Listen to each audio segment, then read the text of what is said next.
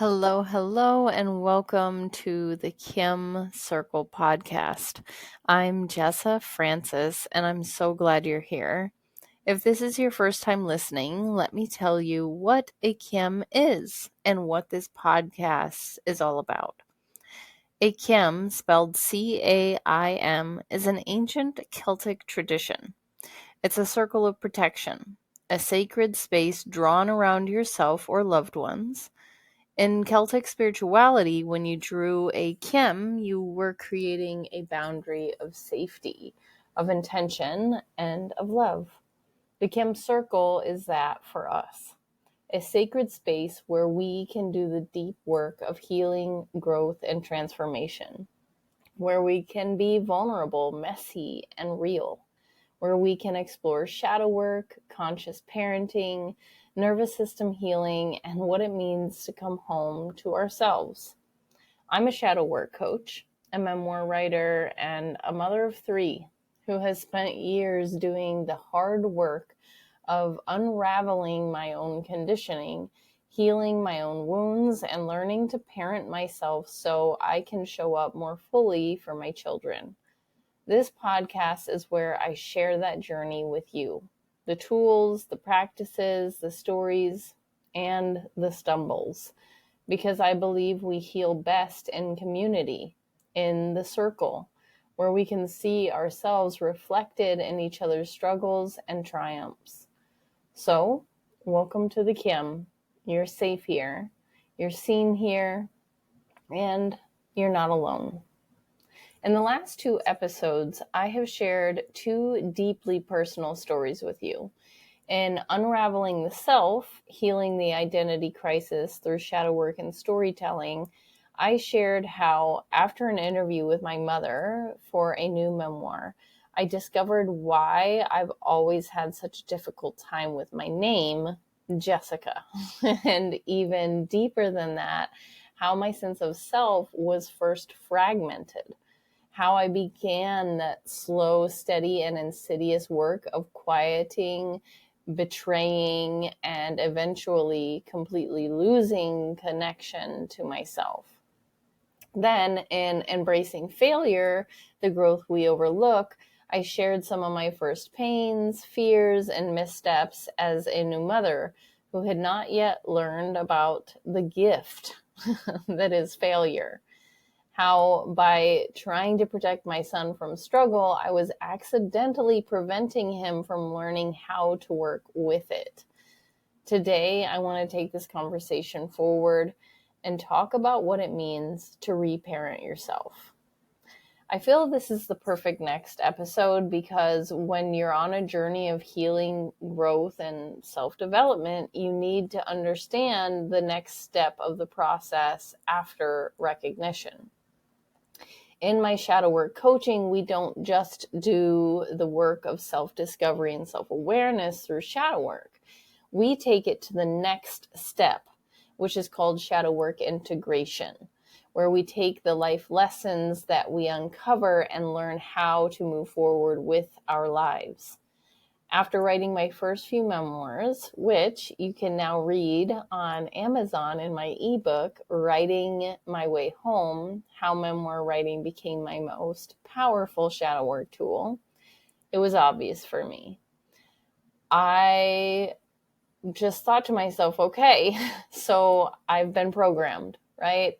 My upbringing has set me up for the way that I have been thinking and feeling about myself and life. And I have been programmed with fears, with doubts, and all of these limiting beliefs by my family, by my friends, by society as a whole. So now what? Well, what came next was the work of reparenting myself, because this work isn't just about awareness. It's about building forward momentum as we shift into a truer, more authentic version of ourselves. So if you're interested in this, stick around. Today's episode is going to be deep and beautiful. All right, my friends, the aftermath of discovery, coming home lost, right? So after I got back from Scotland, I didn't know what to do. While I was married, I was a military housewife that relied almost completely on my husband to get us by. I had, while we were married, worked a few bartending and waitressing jobs. I had worked at different learning center, the YMCA, just different child care jobs. And after getting my master's degree, I thought that it was going to land me a good job. However, that proved to be quite difficult. Over 150 job applications later, I ended up working with my dad.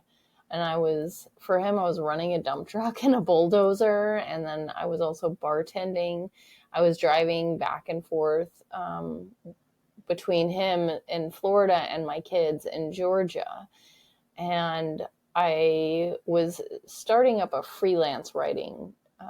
I had, scoured all over Scotland and had fallen in love with travel and reconnected with that desire to be a travel writer. And so I thought, if I started up my own business that way, but it was because I wanted freedom. I wanted to work remotely so I could be with my children whenever and as much as possible, and to, set off on my own path, one that felt like it was truly authentically mine, because that's, what I had finally discovered that I wanted. But I didn't know how to do that. I didn't have a clue.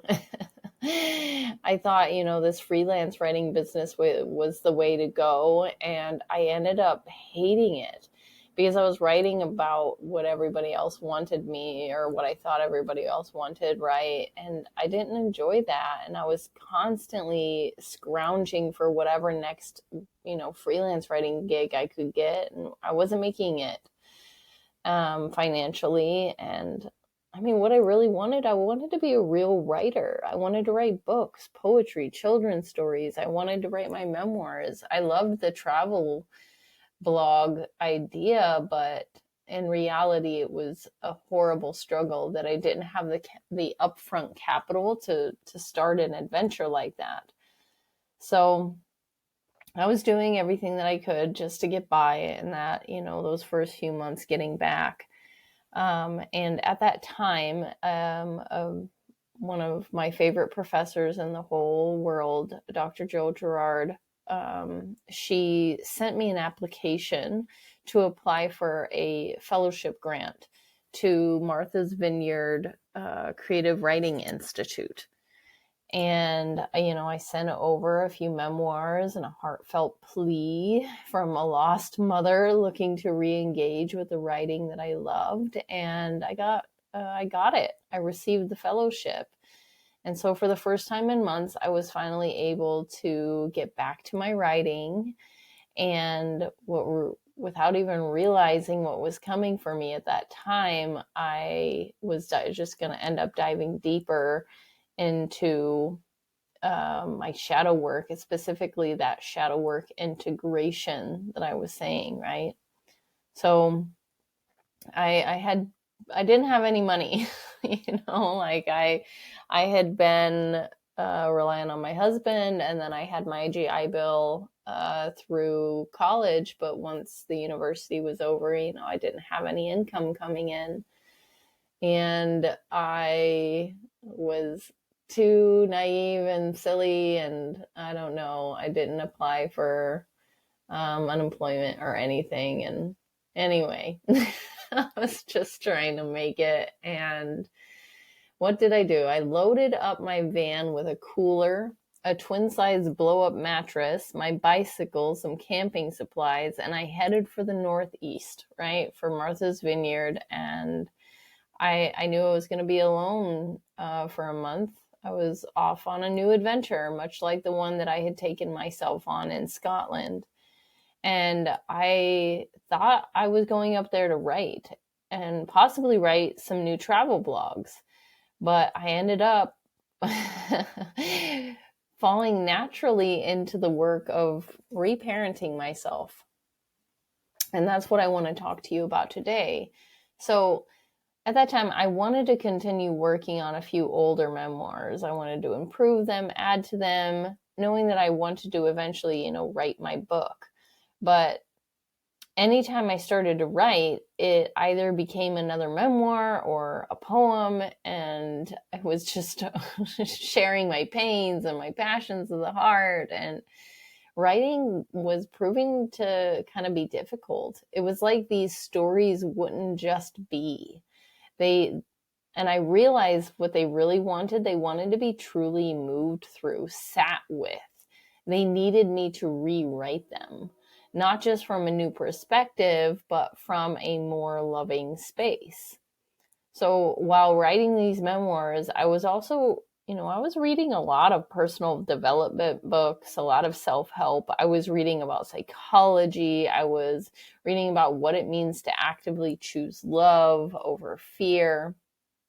And, what shadow work integration actually means. So before I tell you about what happened in that van or on Martha's Vineyard, I want to kind of give you some context about what was actually happening with me. And once again, I didn't realize this at the time. I realize this now after writing about it more and being with it now. But shadow work is the practice of exploring and integrating the unconscious aspects of yourself, the parts of you that you've learned to hide, deny, or reject, right? You were making the unconscious conscious. So there's these parts of ourselves that we have shoved away with the intention of bringing, suppressed personality parts back into the consciousness and learning to accept them and love them. That's what we're trying to do with shadow work, right? We're trying to take those exiled, hidden, rejected parts and bring them back forward. But here is, what a lot of people don't realize about shadow work. They think that they're going to get to this illumination where they can understand what happened, right? They can see the shadow, they can know the shadow. But the thing is, awareness, that first step, is not enough, right? We have to integrate. Like I said, we have to take those hidden, denied, rejected parts of ourselves, and we need to pull them back forward into the light, right? Integration involves accepting and channeling your shadow traits constructively.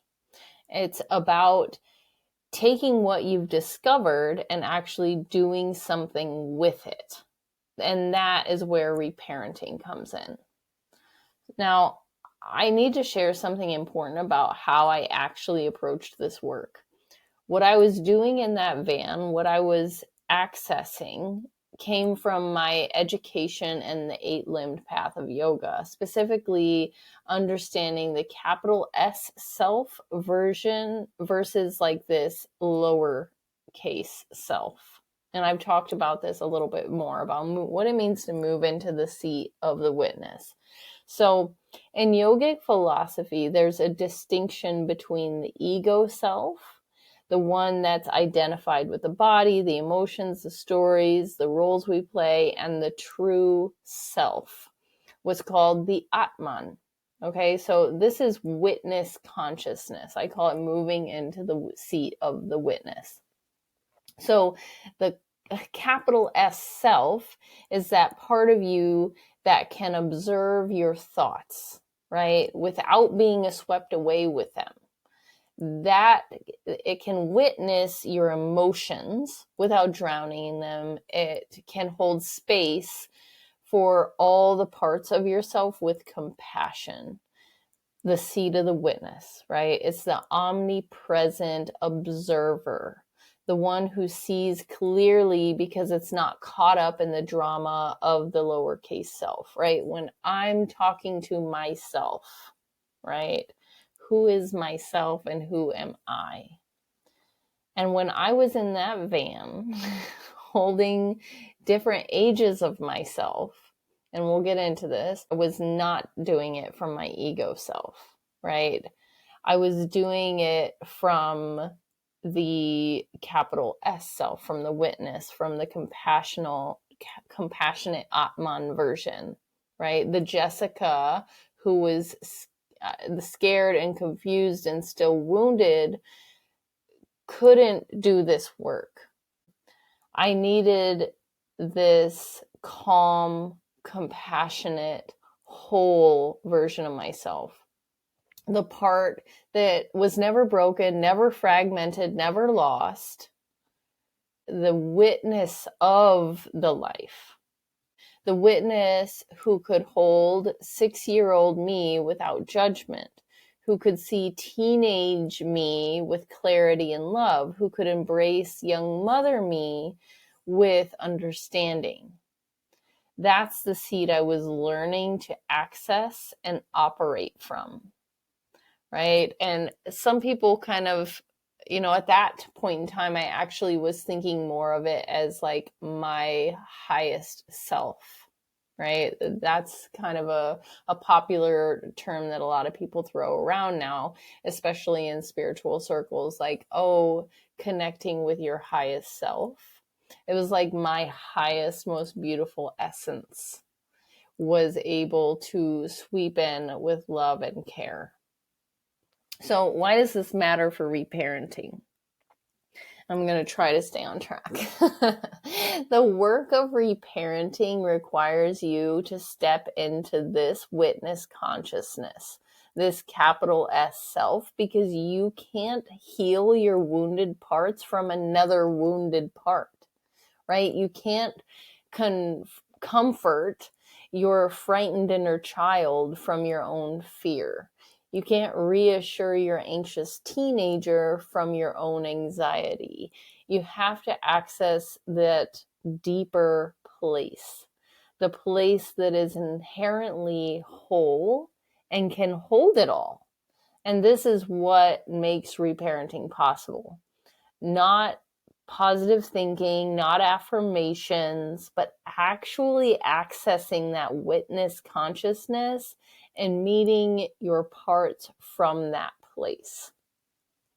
So I was able to do this and able to access that part of myself because, and like I said, I didn't know what I was doing at the time as I was doing it. It was actually kind of intuitive. I truly believe universally guided, divinely guided, that I was in nature every day. I was outside in nature every day. I was hiking, I was moving, I was shaking my body, I was doing deep breathing. I was able to do it because of all the other things, right? And that's why what I teach now is holistic, right? We're not picking apart. We're looking at the whole person and doing whole, well-rounded integration, body, mind, spirit. So now, I didn't know at the time about internal family systems when I was doing this work. I had read a little bit about it and I had learned about parts work. But internal family systems is it's something that I dove into just a few years ago. And when I did, I was like, oh my God, this is what I was doing. So IFS, Internal Family Systems, is a therapeutic approach, and it was developed by a psychologist, Richard Schwartz. And IFS conceives of every human being as like a system of protected and wounded inner parts led by a core self, right? A capital S self, believing the mind is naturally multiple and that's a good thing. Not like we have a personality disorder, but actually that we're made up of these different parts. And here's what's beautiful. The IFS concept of self maps almost perfectly onto the yogic concept of the witness consciousness, right? According to IFS, self is in everyone. It can't be damaged. and it knows how to heal. Everyone has a self, and the self can and should lead the individual's internal system. So when you access yourself in IFS, you embody what's called these 8 C's.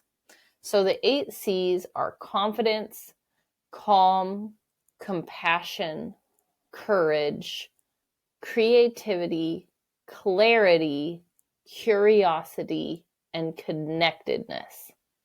Okay, so sound familiar? That's the witness. That's the capital S self, right? Calm, compassionate, courageous, creative, curious, right? So IFS gave me language for what I had been experiencing intuitively. According to the IFS model, there are 3 general types of parts. There are the exiles, the managers, and the firefighters. So exiles, they represent psychological trauma, often from childhood, and they're carrying the pain and the fear. And then there's the managers, and they're more of the preemptive, protective role that are there to prevent pain, right? And then there is the firefighters. And the firefighters, they're emerging when exiles break out and demand attention. They are all about working to divert attention away from hurt and shame. So when I learned this framework, so much clicked into place. The fragmented identity I discovered in Scotland, those were exiles, right? Those parts of me that I had shoved down and rejected in the shadow work, I discovered these parts of myself that had been rejected. Those are the exiles, the younger versions of me that got hurt, and they learned to hide. So the perfectionism, the people pleasing, the constant anxiety about whether I was doing enough, those were actually managers trying desperately to keep me safe by controlling everything. If I'm perfect, if everybody else is happy, then everything's going to be okay.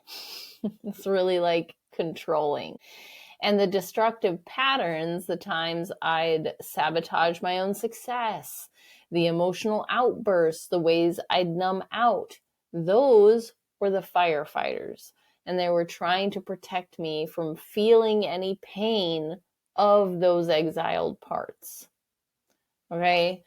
Because that's the thing. We don't want to feel the pain associated with the exiles. That's why they're exiled, right? But what mattered most was understanding that all of these parts could be held by my highest essence, right? My witness, myself, by the witness consciousness, by the calm, compassionate center. So why is reparenting necessary? As we grow and develop, our younger selves don't disappear along the journey. As adults, when we feel triggered and can't understand why, it's likely stemming from childhood wounding. And we learn this a lot of the times in therapy, right? We replay responses to experiences from childhood in these unconscious ways. Right? Carl Jung says, until you make the unconscious conscious, it will control your life and you will call it fate, right? Our inner child is running the show if we aren't careful. Since most of our shadows are created during childhood, that's where a lot of the healing and integration potential lies. We essentially have to learn to reparent ourselves so that our capital S self, not our wounded ego self, can take that driver's seat in our lives. The parents we had, no matter how loving they were, I had wonderful parents, they can't give us everything we needed. They were human. They were human. They had their own wounds. They had their own limitations. They had their own blind spots. And reparenting isn't about blaming them, right? It isn't like, oh, you did terrible and I'm taking this away. This is never about victimhood. It's actually moving out of victimhood, right? Our parents did not have the resources we have. Luckily my mother actually was one of the very first people that did get into this, that was reading Tony Robbins, right? So this is not about blaming him. It's just about taking responsibility for giving, we want to give ourselves now what we didn't receive then.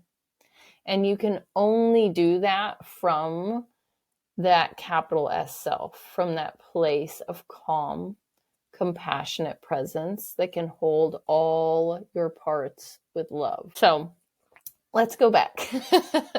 Sleeping in the back of my van, the work I did living in my van essentially for a month. So at night, after long days of exploring the area and taking my writing classes, I would curl up in the back of my van on that twin mattress, and I would gather into my arms all these different versions of myself. I took 6-year-old me in my arms. I stroked her little head and wiped her tears and her worries away, and I told her, "You're not bad. You're just learning and you're growing." I told her, "I forgive you. I love you. I'm here with you and I am not going anywhere." And you know what? I did that for all the different ages of myself. Not all at that time, but child me, adolescent me, teenage me, young adult me, young mother me, the me that had severe sexual trauma, the me that got her heart broken, the me that put herself in situations that were not good to be in, the me that especially the me's that I was mad at. I gathered them up. I held their faces in my hands using this visualization, and I gave them my love. I pulled them into my heart. I helped them realize why, and this is a really big thing, I helped them realize why they felt the way that they did. I helped them realize why they were behaving the way they were, making the mistakes they were, that it was all stemming from confusion, fear, shame, generational trauma. And it had been built in, and it wasn't theirs to carry anymore. This wasn't just visualization, okay? So this was reparenting exiles in IFS, a life-changing process where you, as your self, the true self, are providing warmth, nurturing, and letting these younger versions of myself, these exiled versions of myself, receive the deep love that they had been needing this entire time. So that went on that entire month. I went up there for the entire month of June. And I went from just this week in Martha's Vineyard, and then I kept traveling, sleeping in the back of my van, camping, hiking. Eventually I traveled all the way up through Maine and went over to New Hampshire and Vermont. I explored pretty much the entire Northeast. I was writing during the day and processing at night, right? Mostly, but like I said, also I was deep in the woods. I was swimming in lakes. I was hiking up mountains. I hiked up Mount Washington by myself. I'm heaving, I'm huffing, I'm puffing, right? I'm working through all of this physically. And I'm letting these stories move through me. I'm letting the emotions complete. And that's a huge thing. And I think that may be where we dive in on the next podcast, because we need to talk about the importance of letting your emotions go complete, right? And we did talk about that last podcast some. But this is what reparenting through shadow work looks like. When you can identify the unmet needs of your childhood self, you can then learn how to provide the love, give them acceptance, give them the security that your younger self may have lacked. Because your younger self, those exiled parts, do not feel safe. And you need to be the one that brings them that safety and tells them, I got you. Parts in extreme roles carry burdens, okay? So these burdens are painful emotions or negative beliefs that we have taken on as a result of past harmful experiences, right? Often in childhood. And these burdens are not intrinsic to the part, and therefore they can be released or unburned, or what, in this IFS, they say this unburdening through IFS therapy. So what it does is it allows the part to assume its natural, healthy role, right? It was exiled, and now we can unburden it from these painful emotions and allow it to have a healthy role again that it was originally supposed to have, right? 6-year-old me could just be 6-year-old me again. And that's what was happening for me on those quiet nights, right? So I was unburdening 6-year-old me from the belief that she was wrong, that she was bad. I was unburdening the teenage version of me from the shame that she felt for not being good enough. I was unburdening my young mother from that crushing weight of trying to be that perfect mom. I had to unburden them with those emotions by letting them feel the emotion and release the emotion. And I didn't stop there.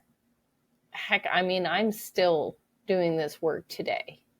Finding versions of myself that need more love, a different story, right? Taking layers and layers of shame, guilt, and fear and shifting them, taking myself, my truth, my true essence back, and slowly weaving myself back into the beautiful tapestry of the universe that I came from. So let's talk a little bit about the science of this, because there's science behind this. Why does this work? What I was doing in that van wasn't just self-help or positive thinking. There's actual neuroscience behind it. And when we experience trauma or wounding in childhood, those parts often hold the hurt, fear, shame from those experiences. And they carry those difficult emotions and memories associated with those experiences, right? With protective parts like managers, aiming to keep the exiles contained and hidden from conscious awareness to avoid any distress and pain. We don't want to feel that, right? And those parts get frozen in time, and they stay the age that they were when they got hurt. And they keep trying to protect us using strategies that made sense when we were 6, but they don't work when you're 30, right? So reparenting allows us to go back to those frozen parts and bring them forward into present time with love. Reparenting allows us to go back to those frozen parts, not as our wounded ego self, but as our capital S self, our witness consciousness, and we bring them forward into present time with love, right? So the self, or the witness, is the agent of psychological healing. When you access that calm, clear, compassionate center and meet your parts from that place, everything shifts. And that's why this is so, that's why I'm doing the CAIM Circle, right? I was doing this alone, and that sucked. Let me tell you, it sucked. And it took me a lot longer. And I was just lost in my loneliness, right? And that's why I know that it's so important for us to come together, because it wasn't until I got a coach that things got better. It wasn't until I had a mentor, right? It wasn't until I found Adi Shakti that things shifted for me. So anyhow, when I held 6-year-old me and I told her that she wasn't bad, when I gave teenage me the unconditional acceptance that she craved, I wasn't just telling them nice things from another wounded part of myself. I was speaking to them as the witness, right? As that part of me that could see clearly, that wasn't caught in the shame or the fear, and they could hold them with that pure love. That's what allowed those parts to release their burdens, to trust that it was safe to come out of hiding and to integrate back into my whole system. So some of the evidence, there's studies in the Journal of Clinical Psychology, and they have demonstrated that IFS therapy significantly reduces symptoms of PTSD and anxiety, which I had both, right?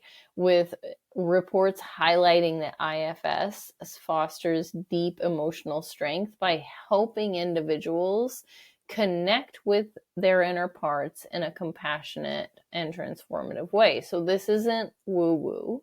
This is evidence-based psychology. A 9-month mental training program incorporating IFS, where they were using those concepts of self and self-leadership, they showed how participants demonstrated greater identification of inner parts, and particularly the negatively valenced ones, which was associated with the improvements in the theory of mind capacity. So when you learn to work with your parts instead of against them, everything changes. And everything changed for me, right? So it is through that identification, the separation, the exploration, and process work between parts in shadow work that energies become unstuck, dynamics and patterns can be transformed, beliefs can be reframed, and powerful emotions and energies that are stuck in the body have the opportunity to be fully expressed and moved. And this allows innate power, and that innate power and sense of authentic identity to be fully reclaimed, right? That was what was happening during those weeks with me. The stories I thought I was just rewriting, they were actually being rewritten in me. The parts I thought I was just comforting, they were actually integrating. The love I thought I was giving, it was actually true healing. So how can you begin this work? You don't need to sleep in a van on Martha's Vineyard to do this work, or hike the hills of Scotland, right? Though I do highly recommend an adventure if you can swing it. But you can start reparenting yourself today, right where you are, right? So the first thing you need to do is access the witness. right? Before you can reparent, you need to access your capital S self, your witness consciousness. This isn't something you do, it's something you drop into, okay? So all of this is held within the CAIM Circle. We do this together all of the time, right? I help shift us into that seat of the witness every single Sunday during Sacred Tea and Truth. But whether you join or not, I want you to have access to this. So let's talk through it. I was in my van by myself. I was out in nature by myself, right? I had a quiet space. So you need to find a quiet space. You need to take a few deep breaths. And if possible, close down your eyes. And then you notice your thoughts without engaging with the thoughts. You just notice the thoughts. And then the same thing, notice your emotions without getting swept away, just notice them. You notice the sensations in your body without trying to change them, without being upset with them, right? Without being upset with your thoughts, your emotions, your body, right? You have to come into a place of calm, compassionate love. And you have to know you are not your thoughts. You are the one observing the thoughts. You are not your emotions. You are the one witnessing the emotions. And you are not your body. You are the consciousness experiencing the body, right? So ask yourself, who is watching all of this? That's yourself. The omnipresent witness. That's the seat that you want to operate from. So practice this, get familiar with this, because this is where reparenting happens, right? And we need to be able to move into that space. Once you're in the seat of the witness, that's where you can start to identify your parts. Pay attention to strong emotional triggers, to repeating thoughts, or to body sensations that may flag, right? That an exile needs attention. And you can ask yourself, once again, from that seat of the witness, what am I feeling right now? Right? Compassionate curiosity. Where do I feel this in my body? Does this remind me of an earlier time in my life? How old does this feeling feel? Right? When you get triggered, pause and ask from the witness seat, what part of me is activated right now? Right? Maybe it's the 8-year-old you that got laughed at in school. Or maybe it's a 15-year-old who got their heart broken. Maybe it's a 20-year-old you who was feeling like a failure, right? Name the age, give that part permission to be seen, but hold them from the witness, from that calm, compassionate center that is not caught up in the story. It's just watching the story. So we find a quiet space, we close our eyes, we drop into the witness seat, that calm, observing presence. And from this place, we visualize ourselves at the age that needs attention. Really see them. What are they wearing? What is their facial expression? What's happening around them? Right? I would imagine myself in my rooms and the places that I would play and, wherever the different situation happened. And as my capital S self, I would approach them, right? As my highest essence, as my highest self. And notice, you're not approaching as another wounded part, right? You're approaching as the one who can just simply be present with whatever they're feeling. I would sit down with them. I would sometimes lay down with them. I would look at them with pure compassion and love.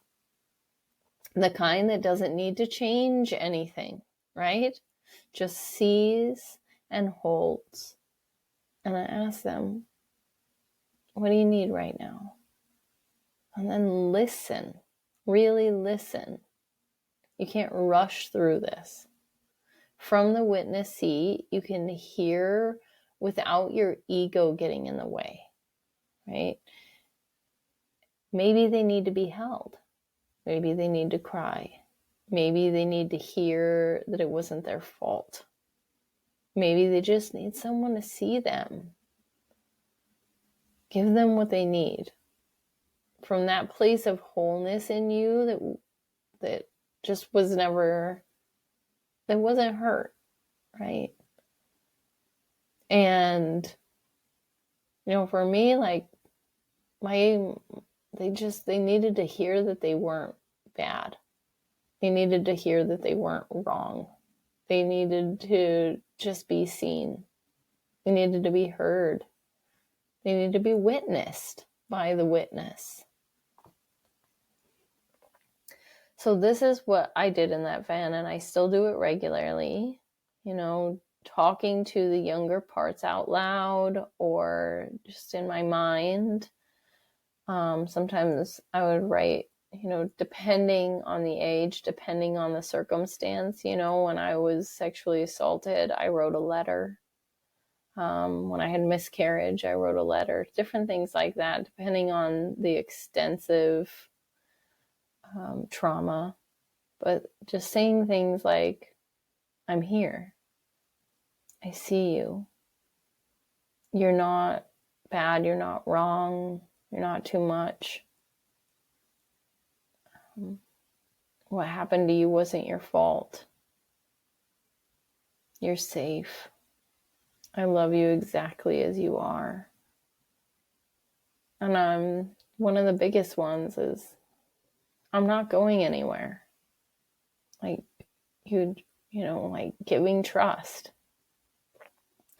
Reparenting is like handing your inner child a warm security blanket, right? Because they don't feel safe and they need to feel safe. And you give them the words that they needed to hear. So maybe you had an experience in childhood where you weren't parented with love or your needs were not met. You can, in your mind, recreate the experience, but this time you step into the parent role and you give yourself what you needed then. Did you need someone to comfort you after a nightmare? Did you need someone to celebrate you? Did you need someone to protect you when you felt scared? Right? This isn't about changing the past. We can't change the past. It's about changing your relationship to the past. And this is ongoing work. Throughout your day, notice when a younger part gets activated. When you make a mistake and immediately think, I'm so stupid, like, pause. That's a younger part of yourself that is carrying shame. You have to place your hands on your heart. You have to breathe. And you have to speak to that part with the voice of your loving self. It's okay. Everyone makes mistakes. You're learning. I've got you. You do this every single time that harsh inner voice speaks. Every single time. You're literally rewiring neural pathways. You're teaching your system that it's safe to be imperfect, that love doesn't have conditions, right? Reparenting isn't something you do once and you're done. It's a practice and a way of being, a constant returning to love. Like, it's not going to look, it doesn't matter whether it looks good or bad.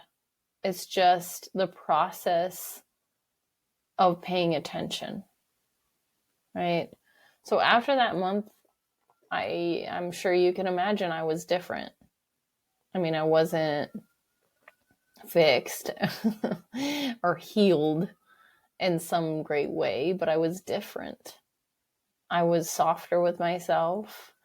I could catch that harsh inner voice a little faster. And trust me, I mean, I still had a long way to go after this. I mean, there was still a lot of self-loathing and a lot more work to be done, but I was making a lot of active moves. I could feel when a younger part was activated. I could meet with them with compassion.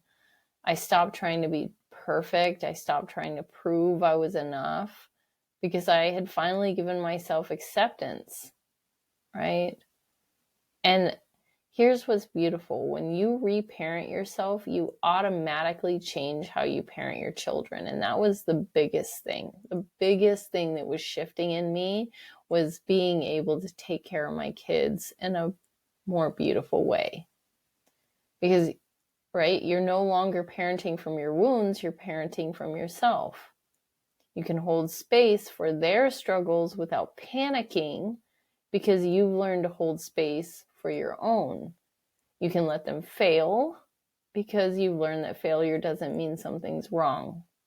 You can see them clearly because you've learned to see yourself clearly.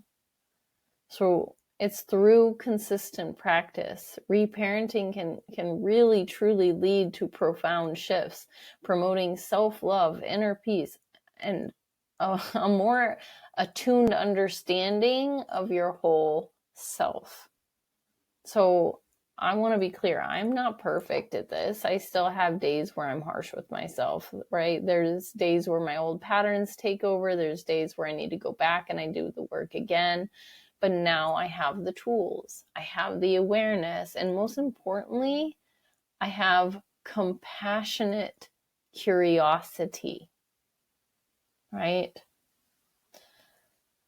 A significant part of the healing and lightness that we can carry forward from therapeutic work comes from building self-acceptance and compassion for oneself, and with that, a capacity for greater inquiry, right?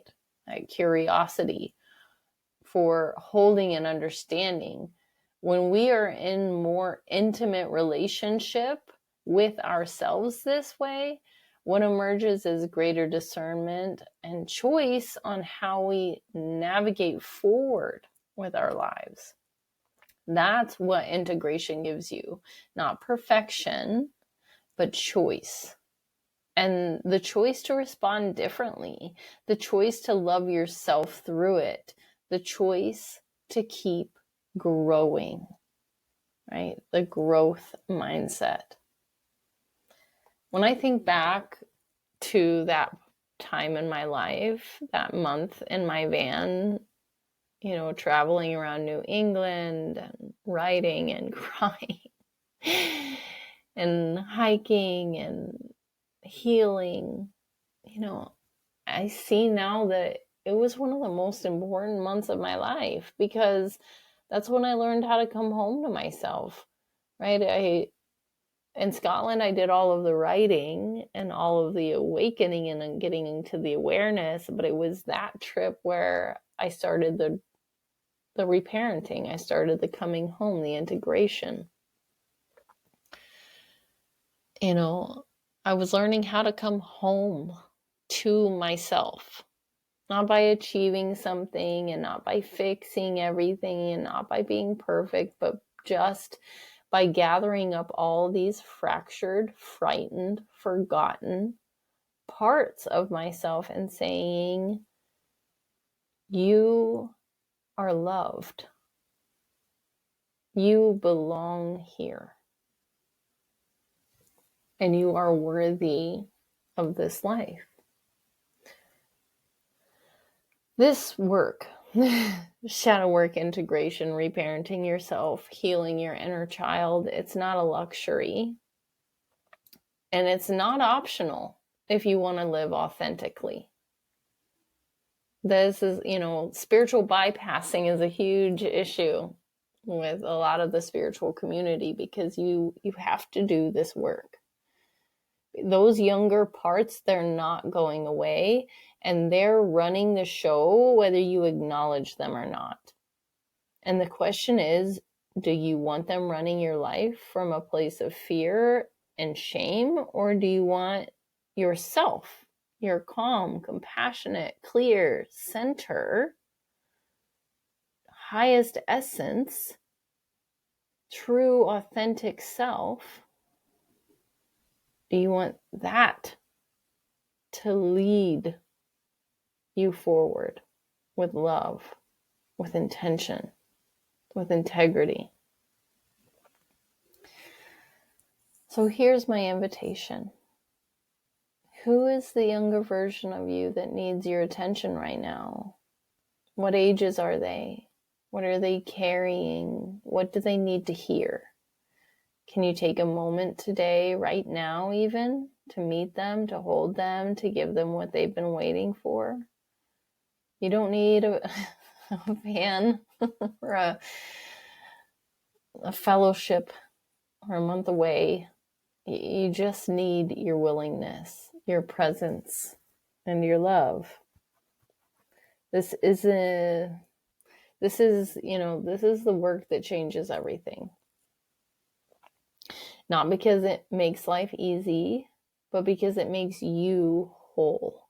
And when you're whole, when you've gathered up all those parts and you've woven them back into the tapestry of who you truly are, you can finally stop fighting yourself. You can stop proving yourself. And you can finally just be yourself. And that is when the real living begins. So I think that's it for today, my friends. Thank you so much for being here. Thank you for doing this work. Thank you for being willing to go into the shadows and bring yourself back to the light. I know that today was deep. This is the CAIM Circle, right? Where we do the real work of coming home to ourselves so we can show up fully for the ones we love, so that we can be the ripple effect.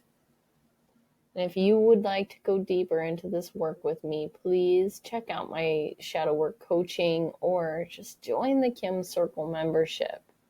All the links are in the show notes. And if this episode resonated with you, please share it with someone who needs to hear it, because we all have parts waiting to come home. I'd like to invite everyone to take a deep inhale. Exhale, sigh it out. Again, inhale. Exhale, soften your shoulders, soften your jaw. Inhale. You are worthy. Exhale. Let it all go. You are not too much. You are enough just as you are. There's only one of you, and we need you.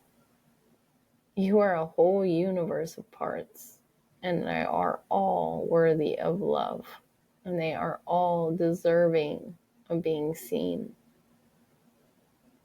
And you, your true self, you have everything you need to bring them all home. Until next week, namaste.